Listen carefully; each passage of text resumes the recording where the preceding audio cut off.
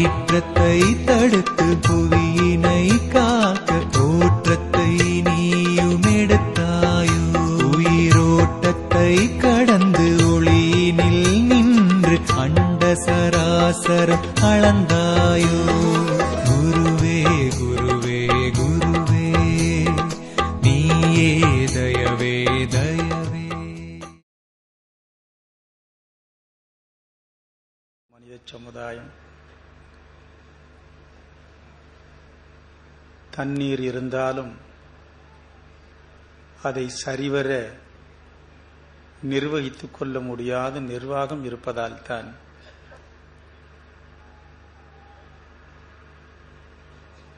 வெள்ளம் அதிகரிக்கின்றது, வறட்சி ஏற்படுகின்றது. வெள்ளத்திலும் அழிவு, வறட்சியிலும் அழிவு என்ற மனித குலம் அழிவை நோக்கி சென்று கொண்டிருக்கிறார். அதனால் தான் பஞ்சபூதங்களிலே இந்த நீரானது எல்லோருக்கும் பொதுவாக இருந்தும் கூட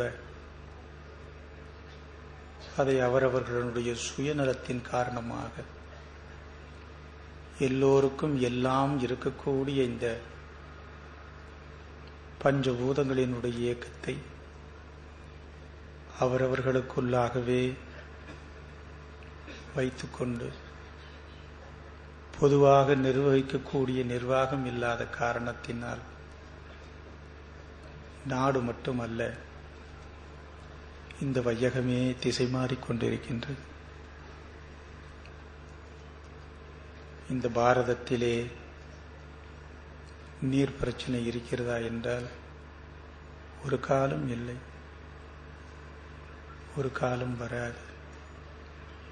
ஆனால் அதை சரியான முறையிலே பகிர்ந்து கொள்ளக்கூடிய சிறந்த நிர்வாகம் வேண்டும்.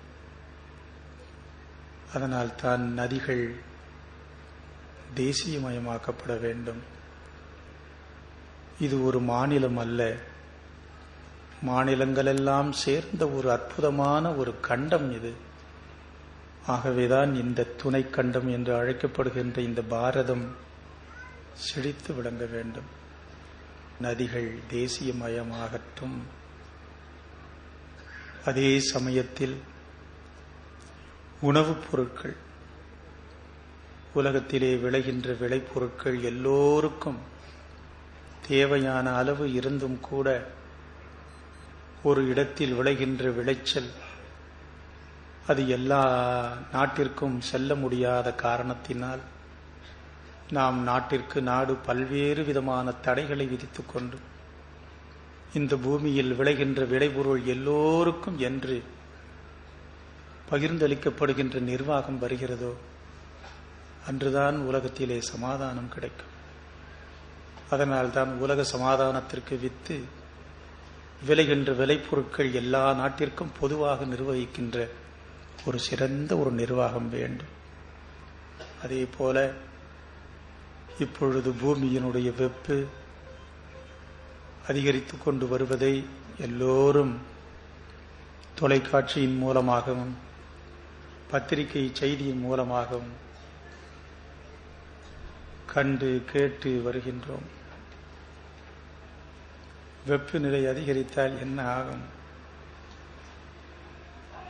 அதனால்தான்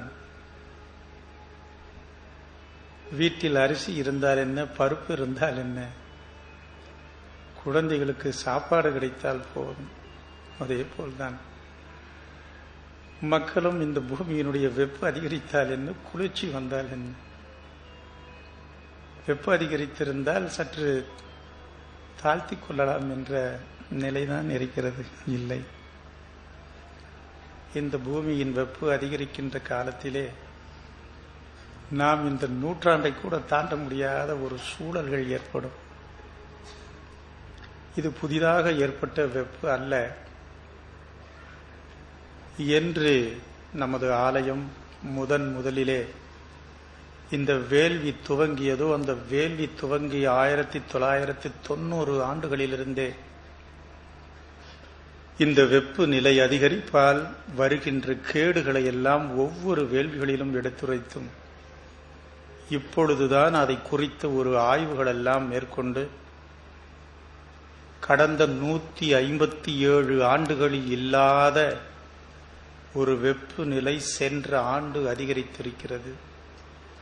சென்ற ஆண்டு அதிகரிப்பினுடைய வெப்புத்தன்மை இப்படியே இருக்கின்ற பட்சத்தில் விஞ்ஞானிகளினுடைய கணிப்பு நீர்வாழ் பிராணிகளும் நிலத்தில் வாழ்கின்ற ஜீவராசிகளும் ஒவ்வொன்றாக குறையத் துவங்கும். வடதிசை பகுதிகளிலும் ஆர்டிக் பகுதிகளிலும் இருக்கின்ற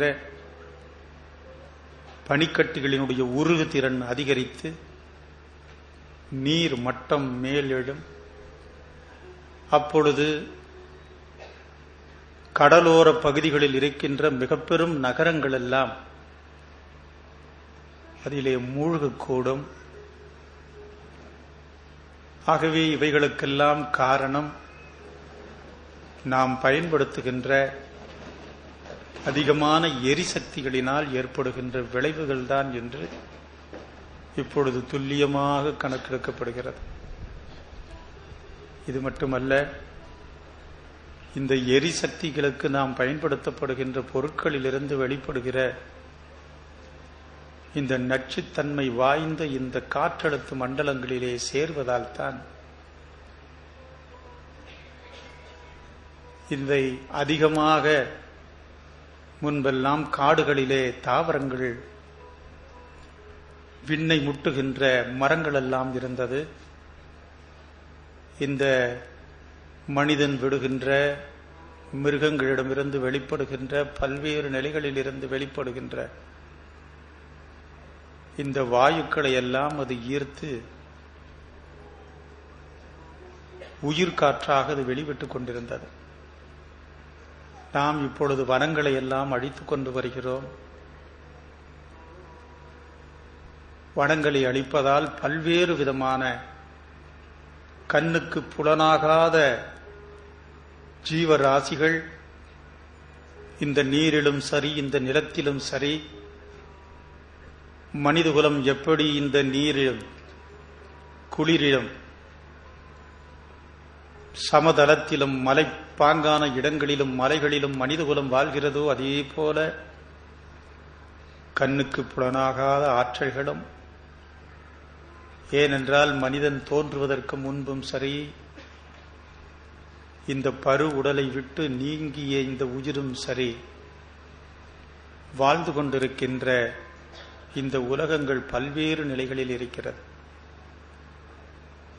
ஆகவேதான் இவைகள் எல்லாம் மனிதகுலம் மட்டுமல்ல, ஜனங்களும் சரி, ஜனங்களை கடந்து நிற்கின்ற கணங்களும் சரி, இந்த கணங்கள் எல்லாம் நன்மை பெறுகின்ற பொழுதுதான் இந்த பூலோகத்தில் வாழ்கின்ற ஜீவராசிகள் நன்மை பெற முடியும். அதனால் தான் என் அன்புக்குரியவர்களே, இந்த பூமியில் இருக்கின்ற கார்பனை இழுக்கின்ற அற்புதமான சக்தி இந்த பச்சை இலைகளுக்கு உண்டு. இந்த பச்சை இலைகளிலே மா இலைக்கு அற்புதமான ஆற்றல் உண்டு. இந்த இலைகளை எல்லாம் பறித்தவுடன் காய்ந்துவிடும். ஆனால் பறித்தவுடனும் பல காலங்களும் அந்த கார்பனை இழுக்கின்ற ஆற்றல் மான் தலைக்கு உண்டு. ஆகவே முடிந்தவரை நமது அன்புக்குரிய ஆத்மாக்களாகிய நீங்கள் இந்த மண்ணுலக உயிர்களெல்லாம் வாழ விண்ணிலிருந்து வருகிற ஆற்றல், அதான் பிராண ஆற்றல், உயிர்ப்பு ஆற்றல் எல்லா உயிர்களுக்கும் தேவை. இந்த எல்லா உயிர்களுக்கும் தேவையான இந்த உயிர்ப்பு இந்த வளிமண்டலத்தில், காற்று மண்டலத்திலே மாசுபடிந்து இருக்கிறது. இந்த மாசுகளை எல்லாம் நீக்க வேண்டும் என்ற மிகப்பெரிய போராட்டம் ஞானியர்களுக்கும் விஞ்ஞானிகளுக்கும் ஏற்பட்டிருக்கிறது. நாம் காலம் கடத்தாமல் நாம் சுவாசிக்கின்ற ஒவ்வொரு சுவாசமும். ஆகவேதான் இப்பொழுது பூமியினுடைய வெப்பு அதிகரிக்க பாருங்கள், பல இடங்களிலே இப்பொழுது எரிமலை வெடித்து 1000 மீட்டருக்கு மேலாக அது கக்கிக் கொண்டிருக்கிறது. இந்த புகைகள் எல்லாம் செல்லுகின்ற பொழுது மீண்டும் தமிழகத்திற்கு ஏன் 3 நாட்கள் மழை? பூமியினுடைய வெப்பு. பல இடங்களிலே பனிப்பாறைகள் உருகுகிறது, வெப்பு. பூமி, அன்னை பூமி என்ன செய்ய வேண்டும்? குளிர வேண்டும், குளிர வேண்டும். இதை குளிரச் செய்ய யார் என்ன செய்ய வேண்டும்? நாம் ஒவ்வொருவரும் வீட்டுக்கு ஒரு மாமரம் வைப்போம். என் அன்புக்குரிய நாம் அனைவரும் ஒருங்கிணைந்து இந்த பூமியை நாம் பாதுகாக்க பரிபூர்ண நல்லாசிகள்